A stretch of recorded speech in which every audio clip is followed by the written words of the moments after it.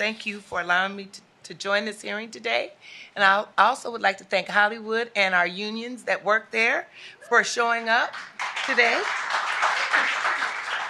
Madam Chair, I don't believe that we have to choose between retaining and growing good jobs in the film and television industry and increasing the diversity of its workforce. We could do both of them. I'm a Hollywood kid, you guys. I grew up in film and television sets with my parents. One worked for motion picture, one worked for television. I grew up on the Mike Douglas Show, The Jeffersons, and One Day at a Time. And a fun fact about me, I'm even a Soul Train dancer. And so,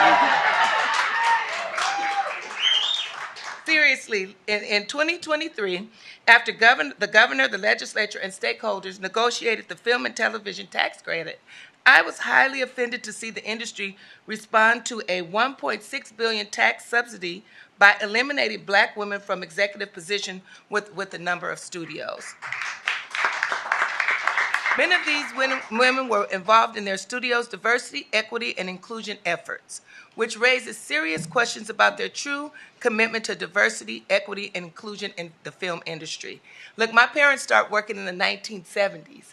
It wasn't that many Black people on the studios then. I went to visit a couple of years ago. It looks like the same amount of Black people still there, and so that's just not acceptable.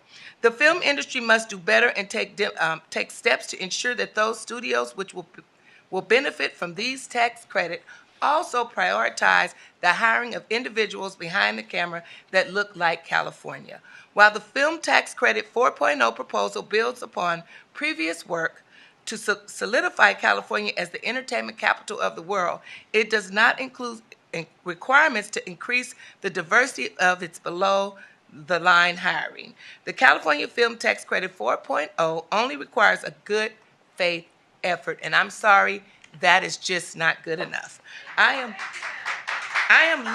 support the film tax credit because I don't want my industry that I grew up in. I grew up in Hollywood. I graduated from Hollywood High. I wanted to stay right here in Southern California. But as I look at the CFC's annual diversity data, Program 3.0 overall hire by ethnicity, I see that there's 16, when we look at the percentage breakdown, you have white 45%, Latino 16%, African American 7%, API 4%. And so if the studios are looking, or projects are looking for that additional 4% of the film tax credit, if they want to apply for this, I want them to show me real advancement on diversity and equity. And so when we talk about benchmarks, what I would like to see is those benchmarks. I would like to see real reporting, which you guys did really better this time. So I did get something. With this data, no one would get the credits, those 4%. I wouldn't allow anyone to get those credits. But let's see what happens in the next two years or 4 years. I think that benchmark, I would like to see that in there and see how you advance those numbers. Thank you.